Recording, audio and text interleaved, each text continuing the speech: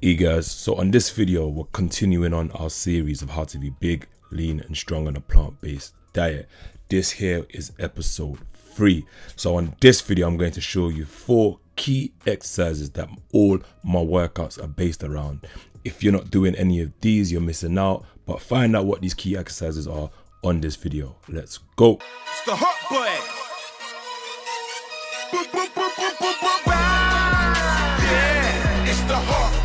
As some of you guys know, I've been plant-based almost 8 years now. The reason why I'm focusing on exercise is mainly because throughout the years of coaching different people or even speaking to a lot of different people, I realized there's a key trend of not training hard and then blaming your results on your diet.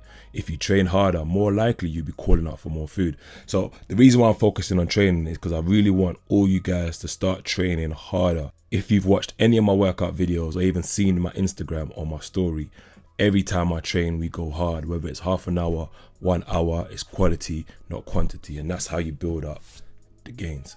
Throughout the series, I'm going to have more information on each of the exercises mentioned in this video, but consider this as a bit of an introduction. And if you're not centering your workouts around these 4 key movements, after you finish this video, write a note on your to-do list to get that started ASAP. The first exercise is the squat.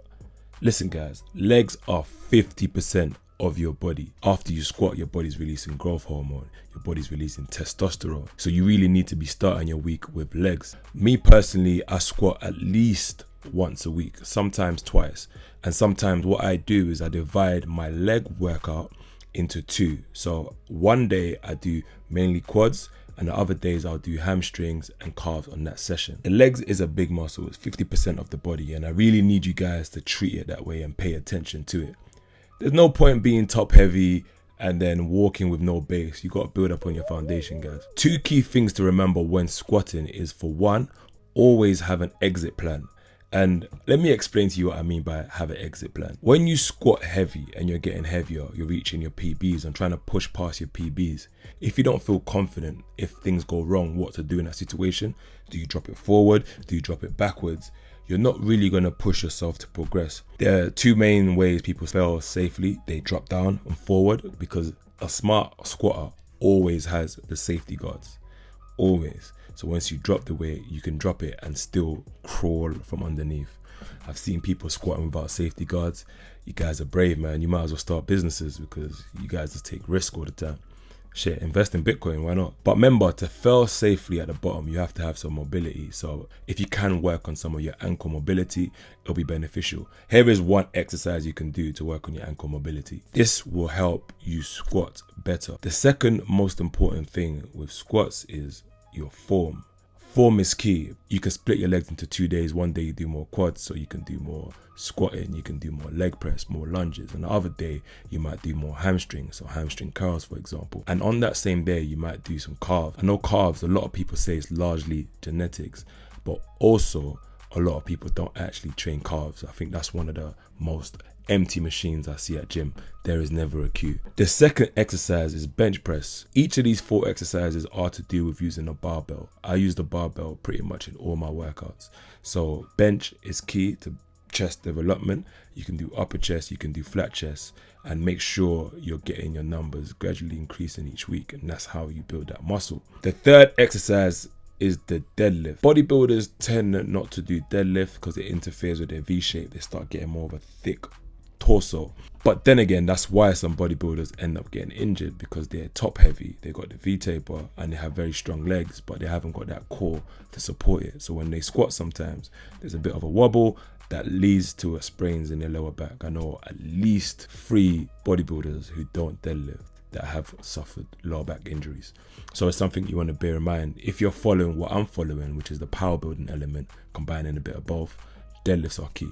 It's a compound movement. It builds so many different muscle groups within your body, from your lower back to your quads to your hamstring to your traps. It's very, very beneficial. I have a course on deadlifts. If you want to master deadlifts, invest in this course and I promise you, you will benefit. Some people will be doubling their PBs and deadlifts. Some people will just correct their form and avoid injury. But either way, there's something to gain from this. And it's less than the cost of one personal training session.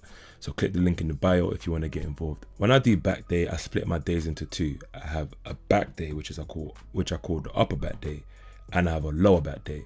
Lower back day is when I deadlift and I do a few other exercises that build the lower back. Back is a huge muscle, and I want you guys to focus on building and making sure that once you build muscle, things are uniform.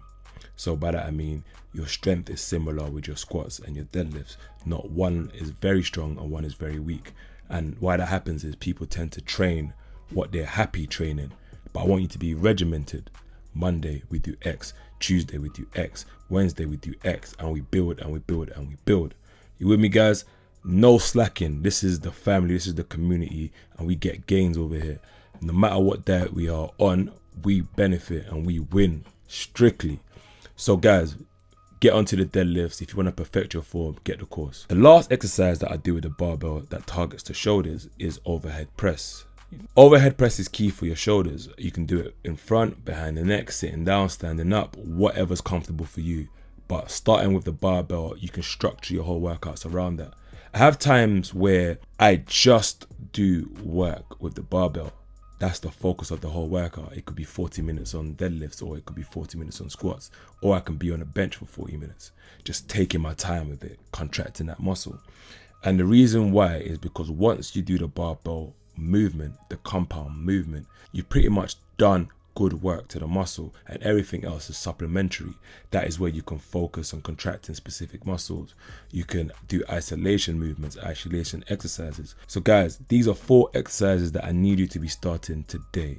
If you want to do legs on a Monday, add in squats. If you want to do chest on a Tuesday, add in some bench press. If you want to do back on a Wednesday, add in some deadlifts every 2 weeks. 1 week upper back, other week lower back. If you want to do shoulders on a Thursday, make sure you're adding in your overhead press. Guys, that's a win, win, win all round, and that's how we get these gains in. All right, guys, my exercises are all focused around this. On the next episodes, we'll start diving more into food and other things that help benefit you to help get these plant-based gains. But one thing we have to get right from the beginning is our exercise, and that's why the first segment of how to build strength, be lean and be strong and muscular on a plant-based diet episode is starting with exercise. All right guys, I'll see you guys on the next one.